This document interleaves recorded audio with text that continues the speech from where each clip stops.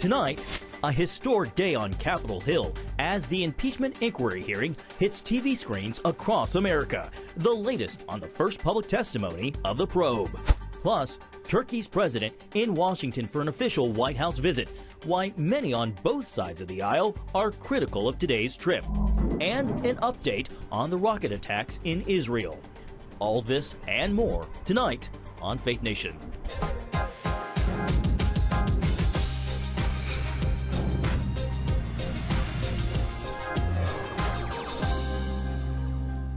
The impeachment inquiry goes public. Welcome to Faith Nation. I'm Jenna Browder. And I'm John Jessup. Democrats make the case for impeaching the president. Since it began nearly 2 months ago, the inquiry has mostly taken place behind closed doors. And today, those doors opened as two men testified about the infamous Ukraine phone call and the question of quid pro quo. Joining us now, Ben Kennedy from the White House and Chief Political Analyst David Brody in our studio. And we want to begin with Abigail Robertson on Capitol Hill. Good evening, Abigail. Well, Jenna, tonight Democrats are investigating whether President Trump committed bribery or high crimes and misdemeanors. Now, this is a shift in focus after looking into whether there was a quid pro quo after investigating Ukraine, a White House meeting, and U.S. aid. The impeachment inquiry, now a spectacle. Under oath, top diplomats in Ukraine revealing their previously disclosed testimony for the first time. What we will witness today is a televised theatrical performance. With Intelligence Committee member Devin Nunes thanking the witnesses in his opening. I'd like to congratulate you for passing the Democrat Star Chamber auditions held for the last weeks in the basement of the Capitol. And from the U.S. ambassador to Ukraine, a new revelation. At the time I gave my deposition on October 22nd, I was not aware of this information. Bill Taylor told how a staffer at a restaurant with Gordon Sondland, the ambassador to the EU, heard Sondland speaking to the president over the phone. The member of my staff could hear President Trump on the phone asking Ambassador Sondland about the investigations.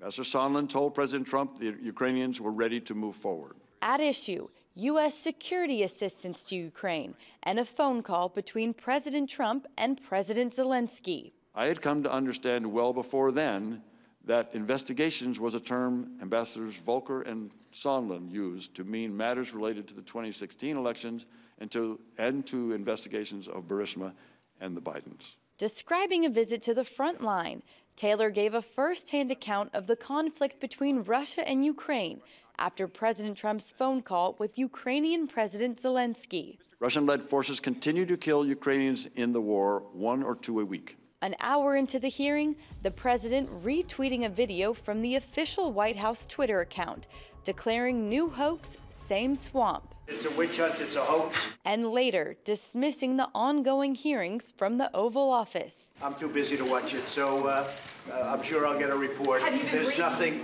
I have not been briefed. On the Biden corruption front, diplomat George Kent said he was concerned over Vice President Biden's son Hunter's role at a Ukrainian gas company. There was the possibility of a perception of a conflict of interest. Republican Jim Jordan said Taylor's own testimony made no linkage between U.S. aid to Ukraine and any investigation. There was discussion of the security assistance, but no linkage.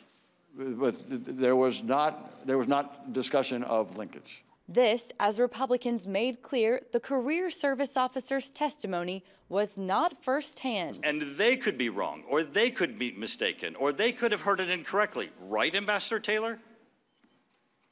People make mistakes. Republicans are demanding their own set of witnesses testify in the public hearings, including access to Hunter Biden. Now this as they also want answers to Democrats' possible prior coordination with the whistleblower who's responsible for first disclosing the Ukrainian phone call. Thanks, Abby. Well, David, to you, what stood out to you today?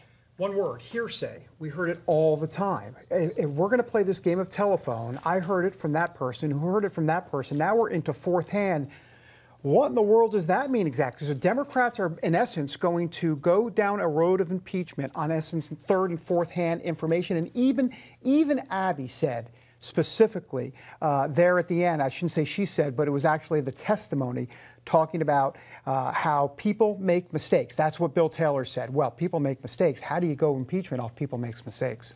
Well, let's bring in Ben Kennedy. Ben, the president had a busy day at the White House. Did he have any time to take in today's testimony? Well, John, first we were told President Trump wasn't watching, but in the Oval Office in the White House here behind me working.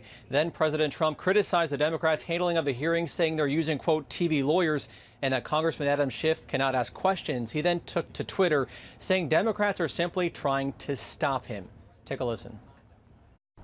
What's going on now is the single greatest scam in the history of American politics. The Democrats want to take away your guns. They want to take away your health care. They want to take away your vote. They want to take away your freedom. They want to take away your judges. They want to take away everything. And again, as you heard in Abigail's report, Trump said he's too busy to watch, and he's sure to get a report from staff on the hearing. His press secretary, Stephanie Grisham, has been busy on Twitter, pretty much updating us throughout the hour. The most recent one, she called it a kangaroo court, wasting taxpayer time and money. John, Jenna. Thanks, Ben. Abigail, what kind of support is the president seeing from Republicans on Capitol Hill? Well, as of now, day one of these public hearings, it doesn't seem like they have really moved the needle. Many Republicans who were supporting President Trump before these hearings seem to still be doing so. I jotted down a few quotes from different Republican lawmakers today who they were not in the closed-door testimony. This is the first time they've heard directly from the witnesses. Some of the things they've said are this is a sham process. They're impeaching the president on nonsense, waste of time. This Congress issued more subpoenas than passed bills. So it seems like President Trump still has strong support from Republican lawmakers here on the Hill. Yeah, that's right, Abby. Well, throughout the impeachment inquiry process, the president has repeatedly called for people to read the transcript. Ben, why is this the president's rallying cry? Well, John, you're referring to the transcript released by the White House of the call between Trump and his counterpart in Ukraine. And we've heard Trump say time and time again that, look, this was a perfect call, insisting there was no quid pro quo. But Democrats do not see it that way. The real issue is that you can read that memo about the phone call and legitimately view it in different ways. And the question is, should we nullify the last election and remove the president because of some things he said that people could interpret different ways? I think the answer to that question is no. Now, the president mentioned this today moments ago. He continues to deny any kind of pressure on his part. Democrats plan to call people to testify on the complete opposite. John. Ben, a big complaint from today is just the White House. They say that there's a real lack of due process here. Yeah, Jenna, Trump's counsel is allowed to attend and participate in the hearing, but Republicans argue they cannot call witnesses of their own and are crying foul over the process. Senator Lindsey Graham calls it a sham. But Democrats have chosen in almost every way to do this process differently. And today we saw one of those differences play out. Any investigating committee, the biggest weapon they have, the biggest tool they have is a subpoena. That's what forces people to testify, forces the production of documents. In the Nixon and Clinton impeachments, both the majority and the minority could subpoena with equal authority. Now, to elaborate on what Thomas is talking about, House Chairman Adam Schiff is open to call any witness, but that's not the case for Republicans. If they want someone to appear, they must ask Democrats first for approval. And lawmakers, as you heard them today moments ago, want the whistleblower to appear, but Democrats have indicated that will just not happen. John, Jenna? Yeah, thanks, Ben. Abigail, today we saw from two witnesses. Friday, former Ambassador Marie Yovanovitch takes the stand. What can you tell us about next week? Well, next week, we know that there will be 3 days of public testimonies. We'll hear from 8 different witnesses, one being Jennifer Williams, an aide to Vice President Pence. We'll also hear from Gordon Sondland. He's the EU ambassador, a name that has been thrown around a lot today. And Republicans will get 3 of the witnesses that they requested to testify publicly, including Kurt Volker, Tim Morrison, and David Hale. As Ben mentioned, they want to see Hunter Biden and the whistleblower, and it does not look like Democrats are going to approve that request. All right. Thanks, Abby and Ben Kennedy, back here in the studio with David Brody. David, let's talk about the witnesses. You just heard Abby kind of tick off some of the witnesses in the future. Today, Democrats unveiled what they called their star witnesses. Republicans noted that they weren't involved in any direct conversations with the president, though. Is the White House concerned about any of the future witnesses? Well, I think Gordon Sondland is going to, Abby talked about it. That's the big one. That's the one that was on the phone with President Trump. And of course, we're hearing the second, third, and fourth-hand information from those conversations. So what exactly will Gordon Sondland say? I think that's the big star witness for next week. But other than that, I thought, I'll be honest with you, I thought it was a bit of a snoozer today. You know, I'd rather have, I think, Taylor Swift rather than Bill Taylor testifying. I mean, it would have been much more exciting. It felt a little bit like a subcommittee on Ukrainian, you know, politics. So that's not good for Democrats at all. David, did Democrats make any kind of headway today? Well, you know, they had that new information from Bill Taylor talking about this Sondland phone call that we hadn't heard before, that he was on with President Trump, and that there was a staffer from Bill Taylor's office that overheard President Trump say, hey, I want some more information on Biden and the corruption angle there. So we need to hear more about that. Other than that, I thought it was pretty much a big dud for Democrats. There were even some reports of people leaving the hearing room. And even though there was a standing room only line outside, people were leaving saying, you know, look, it's time to get home. I got to get on the metro. So how do you think that translates for the American public? You mentioned that it was slow, a little bit of a dud, but this is the first time the American public gets to hear directly from these witnesses. Does this shift anything for people watching at home? I really don't think so. I think we're dug in here at this point. And so are House Democrats, who will vote to impeach this president. I don't think there's any question about that. But look, it reminded me of Nixon back in the 70s. We had the tapes. We had the big smoking gun, the Saturday Night Massacre with Bill Clinton. We had the perjury charge. We had Monica Lewinsky. We had something salacious to kind of grab onto. What is it here exactly? The transcript, Ukrainian names with 5 syllables. It's much more difficult to deal with this, I think, from a PR perspective. With no smoking gun, if it turns out to be no smoking gun, David, what then for Democrats? Well, I mean, I think they're just kind of married to this at this point. It doesn't matter at this point. They believe they have a smoking gun. They think the transcript is a smoking gun. And, of course, Donald Trump says, read the transcript, there is no smoking gun. So because of that, you got to understand, their mindset might not be where the American people are at necessarily, definitely not where the Republicans are at, but they think they have the smoking gun, which is Donald Trump basically saying, hey, I need a favor, though. And that's their smoking gun, the word though, and I need a favor inside the transcript. Anything that you think could change public opinion? No, I don't think so. I mean, look, I think ultimately this was a loss for Democrats today. And here's the problem. Will the networks stick with this? I think that's going to be interesting. I think CNN, shockingly, will stick with it. MSNBC will, too. But what about the national networks? I mean, Price is Right, right? I mean, so much for that. And General Hospital and Days of Our Lives, it's all gone. Yeah. But what about Friday when Marie Yovanovitch actually testifies? I think they look at their overnight ratings. I think they're going to see this as a dud, and they'll dump out on the national level, at least. All right, David, thank you very much. Thanks, guys. Turkey's president was at the White House today. Coming up, what unfolded, and did President Trump stand his ground?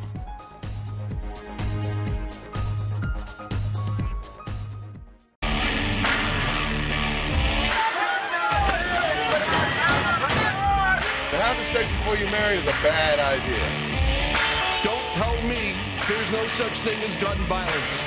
That just depends on your definition of when life begins. Watch Dan and Dale tackle trending topics that test your faith on the next Faith Wire, Monday night at 9:30. The Global Lane takes you around the world, providing facts over fiction. What might rising trade and geopolitical tensions mean for you on the home front? With over 45 years of experience, award-winning journalist Gary Lane brings you the truth from a global angle. What about the issue of immigration? World news analysis you won't see anywhere else. And it's all right here on the Global Lane. Watch The Global Lane, Thursday night at 9:30.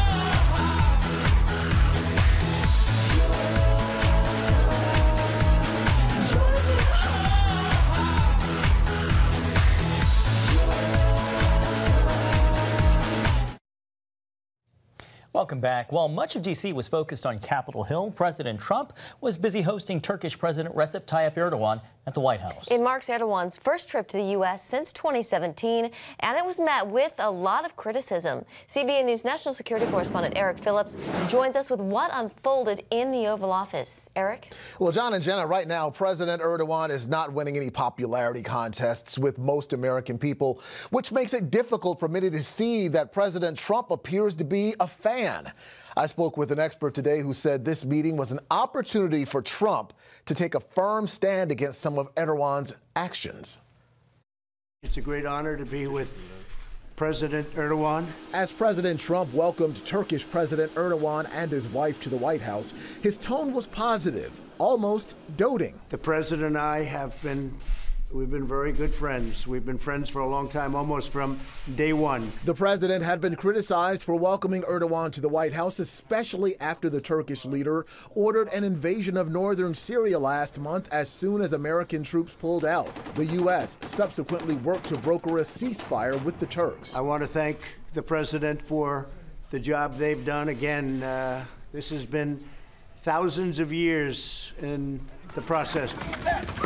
Still others remember what happened the last time Erdogan traveled to Washington and his security detail attacked protesters. I think it wouldn't be surprising if we see a repeat of this, because Erdogan knows so far there hasn't been any pushback. Aykan Erdemir is an expert on Turkish affairs and a senior fellow at the Foundation for the Defense of Democracy. He says the two leaders meeting is really not the issue. I think the skepticism comes from the fact that so far Erdogan has, for the most part, enjoyed praise from the White House. And I think critics here in the U.S. Mainly expect hard truths to be spoken. Hard truths, Erdemir says, about things like Turkey purchasing arms from Russia, a NATO adversary. Also, the country's second largest lender, Hull Bank's involvement in violating sanctions against Iran.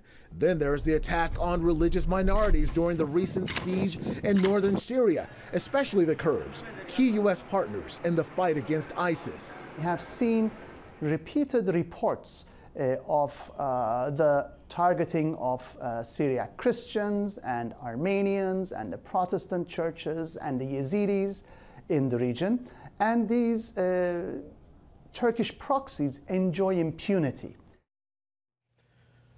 The leaders also focused on trade between the two countries, with Trump saying he'd like to see it increase from $20 billion a year to $100 billion. Some members of the Republican leadership also met with the two presidents this afternoon. Senator Ted Cruz agreed that he'd like to see the two countries work even closer, but he said there are two issues that must be resolved first: protection of the Kurds and the threat posed to NATO nations by the Turks buying missile systems from Russia. John and Jenna. All right. Thank you, Eric. Well, David is back with more. David, the president got a lot of pushback going into this meeting, even from members of his own party. Did the president stand his ground today in the Oval Office? Well, I think it depends who you ask. I mean, in this press conference that he had after the Oval Office meetings that Eric was talking about, he said to Erdogan in front of the world, "You're doing a great job for the people of Turkey." Huh? And that feels really tone deaf when there's, I don't know, wait for it, ethnic cleansing going on in northeastern Syria. And oh, by the way, you are jailing many of your political opponents in Turkey. You did that back in 2016 and beyond. So I think President Trump is kind of on an island here, all by himself. He doesn't necessarily mind, but we saw Lindsey Graham was one of the folks in the Oval Office today. Eric mentioned Ted Cruz. Lindsey Graham, a man of many words, said about 7 words today in the Oval Office next to Erdogan and Trump. Not good. And he didn't look comfortable. No, he didn't look comfortable at all. David, why do you think President Trump invited Graham and Cruz into the room? Well, I think he was trying to play the middleman here. There's a lot of bipartisan opposition to Erdogan and Turkey, and so he wanted to get them all in the room, because what does Trump like to do? He likes to be the deal maker. He likes to be the guy that can bring people to the table, and that is what he's trying to do with Erdogan. But part of the problem here, and I know diplomacy, give it a shot, but you don't have to be so effusive in your praise for the guy. I mean, I think that's part of the problem. I mean, you can try the art of the deal without, undermining some of the moral authority you have as President of the United States. David, on this morning's 700 Club Phillips, CBN's Pat Robertson, said that this visit would kind of be like the Queen of England inviting Hitler to Buckingham Palace. How do you think history will view today?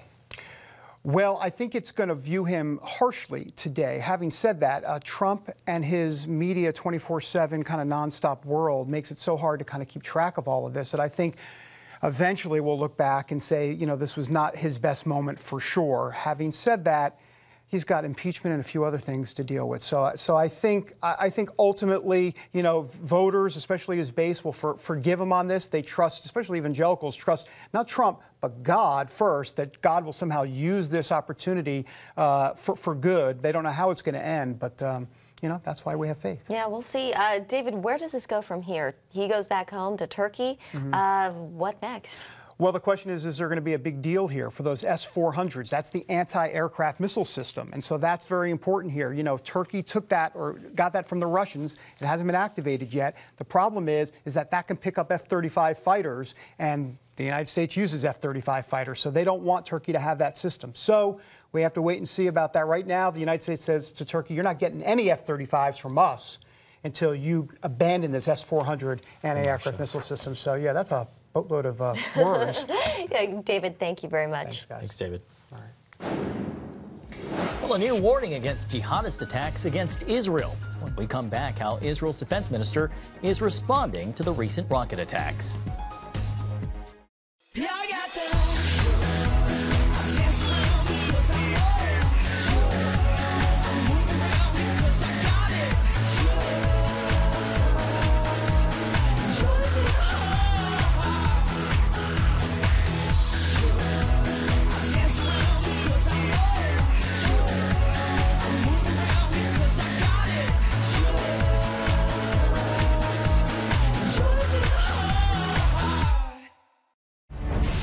On the home front. Thanks for joining us for CBN's On the Home Front, where we highlight what the men and women of America's military do to defend our country. CBN honors the men and women in our military with an initiative called Helping the Home Front. It partners with churches across the country to meet the needs of their military families, from repairing homes to wiping out medical bills for wounded veterans. On the home front, Tuesday morning at 10:30. If you want to be an attorney with a passion for serving people and for excellence, Regent University needs to be high on your list. Regent's award-winning law school doesn't just create lawyers. We create leaders, judges, prosecutors and defense lawyers, civil litigators, and leaders in government. My focus has been trying to really make sure we have the future leaders we need for the bench and the bar and for society generally. You'll learn from highly credentialed leaders who are current and former judges, distinguished scholars, and ACLJ counsel. I'm so glad I chose Regent. The relationships here have been amazing. The faculty have been amazing. Not everybody's called to the same thing when they leave law school, but they're called by a God who has a purpose for their lives, and He is going to use that education to make a difference in the world. Regent will prepare you to be a purpose-driven, practice-ready lawyer. To start your rewarding law career, complete the online application, submit your transcripts, and take the law school admissions test by July. Apply today. Well, parts of southern Israel on lockdown today as rocket fire rained down from Gaza. Hundreds of rockets have been launched at Israel in the last 2 days. The majority have been stopped by the Iron Dome system. The few that have gotten through caused some structural damage, but fortunately no fatalities. And tonight, new warnings from the Israeli defense minister against any further attacks. Israeli security forces will hunt down every terrorist until our children are secure and safe. The world must stand together and unite against radical Islamic terror, otherwise the world will feel its wrath. The recent campaign against Israel started after the assassination of a senior Islamic Jihad official in Gaza. In Hong Kong, pro-democracy protests are growing increasingly violent. People taking to the streets demanding governmental change. Crowds are gathering, blocking streets, train service, and essentially shutting down parts of the city. Police have been clashing with demonstrators, firing tear gas and rubber bullets on them. University campuses have been a gathering point for many of these protests, causing some schools to even evacuate students. The pro-democracy demonstrations have been going on in Hong Kong for 5 months now. Coming up, a look at who's in and who's out for the next Democratic primary debate.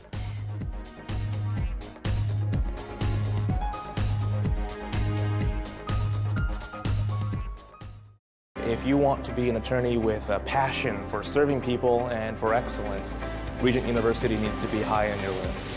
Regent's award-winning law school doesn't just create lawyers. We create leaders, judges, prosecutors and defense lawyers, civil litigators, and leaders in government.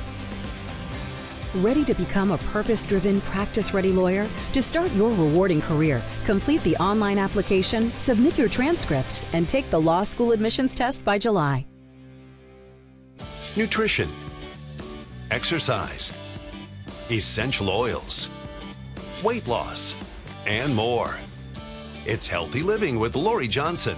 Talk about what's in this. Join CBN health reporter Lori Johnson to get the latest information from today's top health experts. This is fantastic. Find out what you need to know to live a healthier life. Watch Healthy Living, Tuesday night at 9:30. Woohoo! Hi, Superbook fans.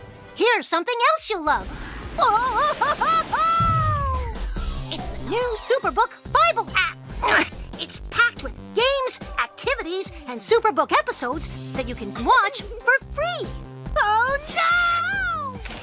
There's trivia, a fun daily devotional, and answers to your Bible questions. Plus, an easy-to-understand Bible the whole family will enjoy. You can even create your own Superbook character. Ta-da! Whoa! Millsburg Falls man, come. Sorry, pardon me. Sorry, excuse me. Ouch! Are you getting this? Earn super points to win daily prizes too, and so much more. Time to get back to my adventures. See you soon. It's the new Superbook Bible app. Free downloads on iTunes, Google Play, and Amazon. In 1 week, Democratic presidential candidates will once again hit the debate stage. And today marks the last opportunity for the shrinking field of hopefuls to qualify. So far in this go-around, only 10 candidates have reached the donor and polling requirements, down from the 12 in the October debates. Hoping to break away from the pack and pick up the support of voters next week, Joe Biden, Elizabeth Warren, Bernie Sanders, Pete Buttigieg, Kamala Harris, Andrew Yang, Tom Steyer, Amy Klobuchar, Cory Booker, and Tulsi Gabbard. That's a lot of names. Out of the lineup, Julian Castro, who didn't meet the polling threshold, and Beto O'Rourke, who recently dropped out of the race. Yeah, and today we learned also that the former governor of Massachusetts, Deval Patrick, has thrown his hat into the ring. Latecomer, but maybe a worthy challenger. Yeah, possibly somebody to contend with. We'll see. We'll have to wait and see. Well, that's going to do it for tonight's Faith Nation. Have a great evening.